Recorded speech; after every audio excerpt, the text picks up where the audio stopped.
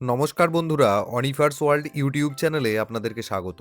গুরুত্বপূর্ণ notice Bankura DI office থেকে secondary education ব্রাঞ্চের জন্য।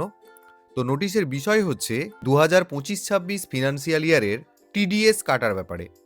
তো নোটিশটিতে বলা হচ্ছে যে বাঁকুড়া ডিস্ট্রিক্টের আন্ডারে যে সমস্ত জুনিয়র হাই স্কুল এবং এইচএস স্কুলগুলির টিচার এবং নন টিচিং এমপ্লয়ি যারা রয়েছেন তাদের 2025-26 ফিনান্সিয়াল ইয়ার টোটাল টিডিএস হিসেব করে 2026 সালের জানুয়ারি এবং ফেব্রুয়ারি মাসের মধ্যেই কেটে নিয়ে সরকারের অ্যাকাউন্টে জমা করতে হবে।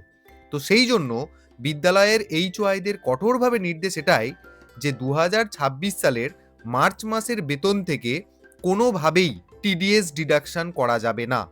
মার্চ মাসে টিডিএস কেটে নেওয়া এক প্রকার নিষিদ্ধ বলে দেওয়া হলো, কারণ ফুল ট্যাক্স পেমেন্ট লায়াবিলিটি কেবলমাত্র জানুয়ারি এবং ফেব্রুয়ারি মাসেই কমপ্লিট করতে হবে। মার্চ মাসে ভুল করে কেটে নিয়ে প্রশাসনের সমস্যা বাড়বে বই কমবে না। আর এক্সট্রা ইনফরমেশন এটাই দেওয়া হচ্ছে, এটা সবার ক্ষেত্রেই অ্যাপ্লিকেবল।